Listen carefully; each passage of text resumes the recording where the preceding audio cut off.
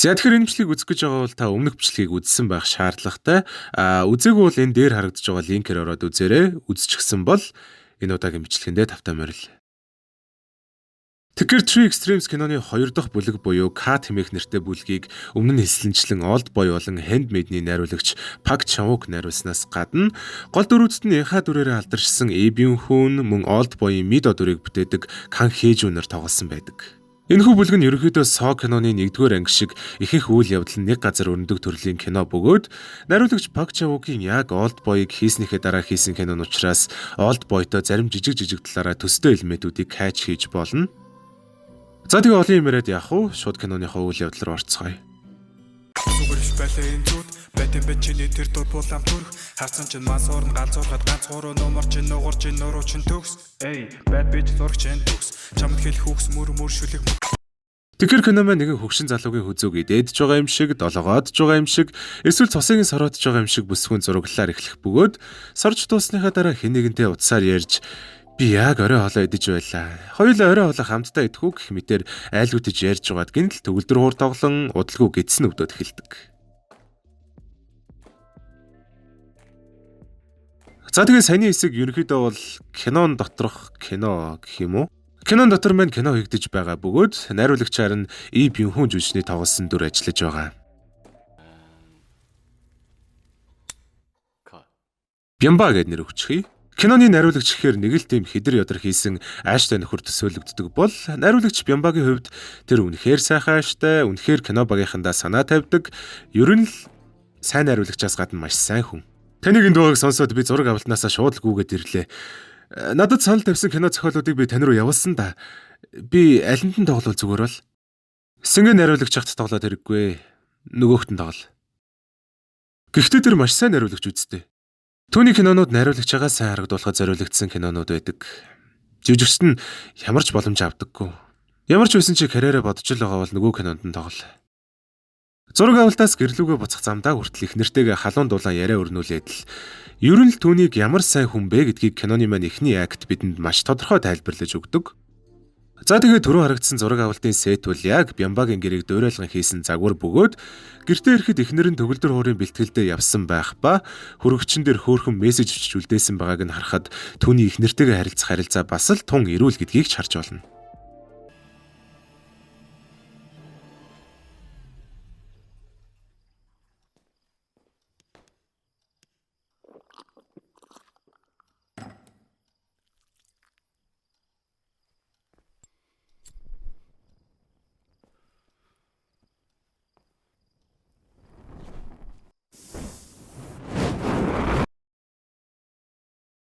Түүнийг сэрхэд нэг нөхөр эхнэрийг нь төгөлдөр хууртай нь хүлж өөрийг нь хантаа хүлэн суулгасан байдаг. За эхнэрт нь Ариуна гэд нэр өгчихье. Жирийн л нэг орон байрны хулгайч байна гэж ойлгоод шүүгэнд байгаа үнэт эдлүүдийг аваад явж олноо. Бид хоёрыг л 50 орхичих гэд хэлсэн чинь тэд яг үнэндээ гэрт нь биш өнөөх зураг авалтын сет дээр байж таарна. Бямбаг гэрт нь барьцаалчхаад ийшээ зөөж авчирсан гэхээр жирийн нэг орон байрны хулгайч биш болж таарлаа. Та ийм амархан бууж өгөх ёсгүй штэ. Гэхдээ хамгаалах ёстой хүн ингэж эрт буугаад өгчхөөр ихнэр чинь хүнд найдах юм. Та чинь гэрээ эзэн юм байгаа үстэй. Гиснэ кинонуудтай холбоотой юмнууд яриад эхлэхэд чи яг хий юм бэ гэж Бямба асууна. Та ингүүл намайг таних байхаа да гэд эмчийн увц, цэргийн увц, усан цэлэгчийн увц.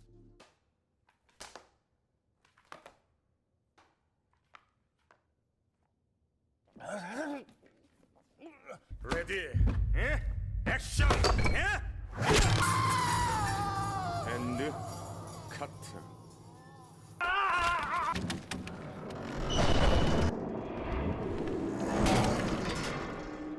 Тэр төгөлдөр хуурч шүү дээ гэж Бямбаг хэлэхэд мэдээж төгөлдөр хуурч гэдгийг нь мэдсэн болоод л хөлийнх нь биш гарынх нурууг тайрч байгаа үстэй мангараа гэд бүр өдөөд л байдаг шүү. Бямба эцэснийг юм түүнийг таних бөгөөд тэрээр түүний кино болгон дээр оролцож байсан экстра буюу одоо монголоор юу гэмтэй олонний хэсэгт тоглодог жүжигчин байж таардаг. Би таны 5 кинонд бүгдэнд нь тоглосон шүү дээ эрхмээ. Та үнэхээр сайхан ааштай найруулагч. Кино багийнхаа ямар ч алдаа гаргасан та ерөөсөө загиндаггүй. Гэхдээ тэр чи яг хинд хэрэгтэй гэж. Чи яг яагаад эхнэр бид хоёрыг барьцаалж байгаа юм? Би Солонгост ийм тансаг байшин байдгийг ч мдээгүй явсан. Дээрээс нь би өсөөд надаа пицца авч өг. За тэгээ би пицца хатаас Мексик пицца захиалаад өгье. Өмнөх хэсгэн дээр миний захиалж авч идсэн пицца хатын Мексик пиццаг та нар санаж байгаа бах. Тэгвэл Мексик пицца захиалахдаа пицца хатын вебсайтаас ч юм уу эсвэл утасны аппликейшнээр захиалах юм бол 5,000 төгрөгийн хөнгөлөлттэй юм байна лээ. Онлайнаар захиалвал цаг заваа чимжих, дээрээс нь бүр мөнгөө чимнэх боломжтой болсон байгаа юм байна. Дээрээс нь тэр Мексик пиццаны амт бол бүр нэрээ үнэндээ л тоглоомчгүй бүр. Nice. Пицца авч өгье гэснийхэн дараа тэр миний мэдэх баян хүмүүс дандаа л новшин амьтад байдаг. Харин та яагаад тийм биш юм бэ? Та баян, царайлаг, Америкт боловсрал эзэмшсэн сайн хариулагч, хөөрхөн их нэртэй бүргүй тэгээ дээрээс нь сайн хүн байх юм бол над шиг нөхдүүд яг яах ёстой? Та нар шиг баян хүмүүс деваажн руу явна, харин над шиг ядуусан там руу явна. Та ядаж амьдралдаа ганц ч болов нүгэл хийсэн үү?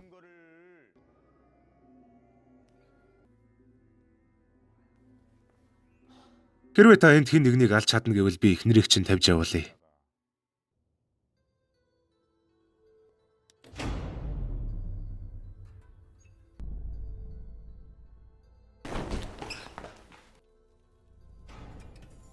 Энэ охиныг багалзуурдаж ал.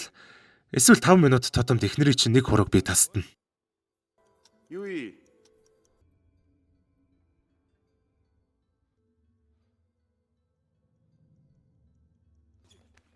Би бүр багасаа л ядуу амьдралыг туулсан.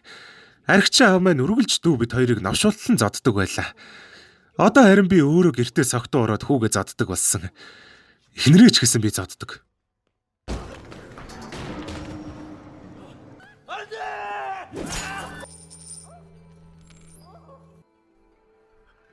Охиныг алах уу гэж эхнэрээсээ асуухад ариуна мэдээж үгүй л гэж толгойд охин.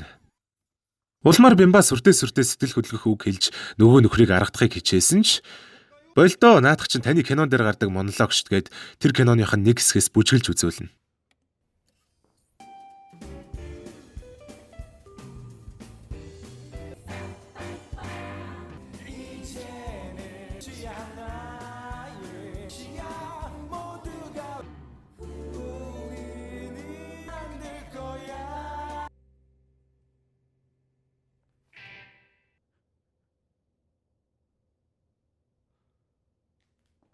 Ер нь чи намайг сайн өнгөж яаж мэдж байгаа юм?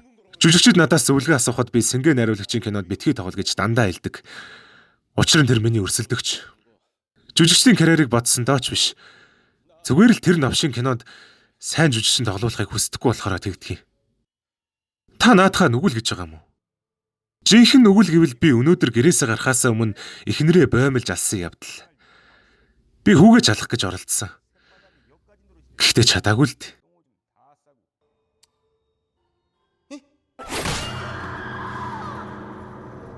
Хувц сариуцдаг бүсгүүтээ би эхнэрээ араар нь тавьдаг. Зураг авалт дууссаны дараа хөргөж өгч байгаа нэрийдлэр машинтайгаа хамт буудал орсоор одоо 3 жил өнгөрч байна. Намайг уучлаарай ханаа. Гэхдээ чамд ямар сэтгэл төрж байгаа чинь надад ерөөсөө хамаа алга. Чи угаасаа амьдралдаа ямар ч зовлон туулж үзээгүй штэ. Би хувцсны охин яагаад чамаас илүүд үздэг гэж? Тэр хэрсүү. Би түүнтэй зөндөө олон сэдвээр ярьж болдог.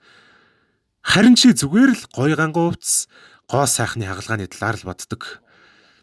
Хөндөй, хүйтэн. Яг л хөдөлгөөс цаашгүй картон цаас шиг. Чиний тоглож буй нот болгон чинь миний дургуг хүргэдэг. Чи төгөлдөр хуураа тоглохоо болчихвол манай гэр хамаагүй амар амгалан болно. Тонил цаашаа өлөгч минь.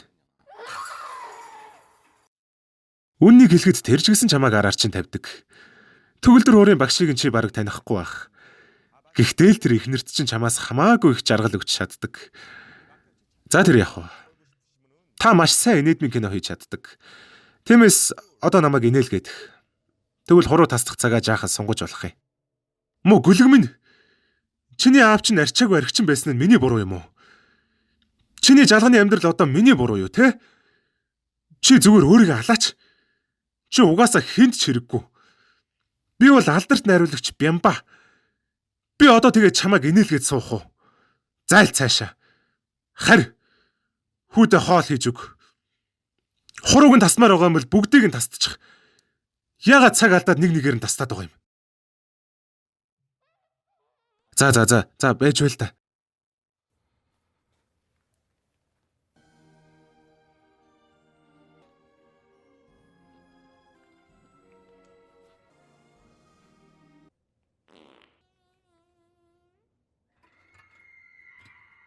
Бямба нариулагчаас ийм хямдхан инээлгэх оролдлого гарлаа гэж юу? За байж байл та. Дахиад ганцхан боломж өгч. Ганцхан боломж. 없는 희망을 갖게 만든 문은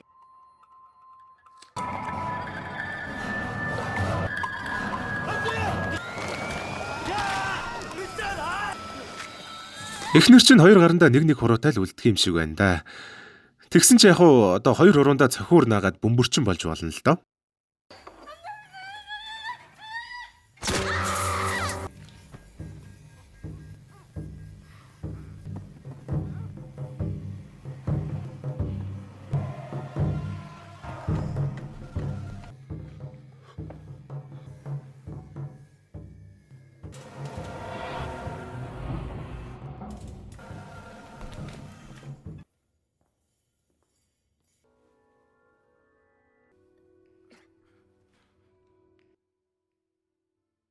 Хоёр хуруу үлдэнэ гэж зөв л хэлсэн юм байна. 43초.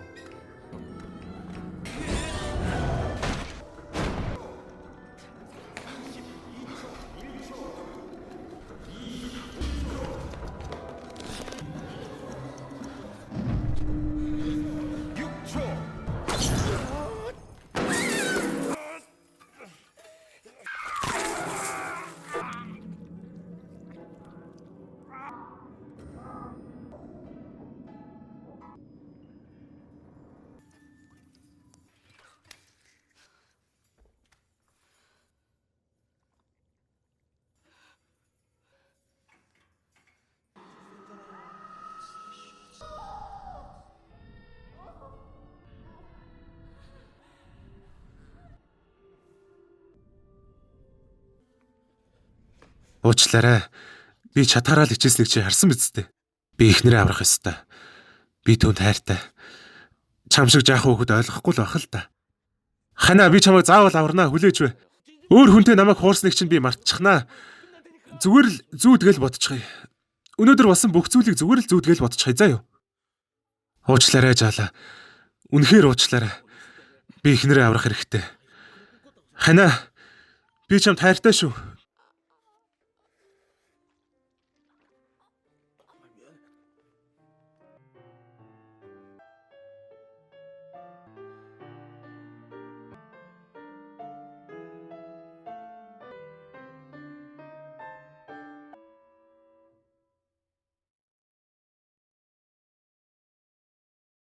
За тэгээд найруулагч Пак Чан-вугийн найруулсан К тэмээх нэртэй хоёр дахь бүлэг нь энэ түрээд өндөрлөж байна. Яалтчгүй Пак Чан-вугийн кино гэсэн шиг маш хурц шийдэлтэй stylized to perfection зураг авалт, жүжигчдийн ур чадварыг тултлан шавхаж чаддаг найруулга, үзэгсэнтэй хөгжим гээд бүхий л filmmaking стайлууд нь сэнгэдэл үнэртэж байлаа. За тэгээ өнөөдөр имжлэг маань ямар ч байсан энэ түрээд өндөрлөж байна. Тэгээд хэдүүлээ тун удахгүй киноныхоо сүүлчийн бүлэг болох Такаши Мике найруулагчийн Box хэмээх 3 дахь бүлгийн бичлэгээр уулзах болно. За тэгээд тэр хүртэл баяртай өнөөдөр имжлэгийг үзсэнд баярлалаа. Хайртай шүү бүгдэнд нь.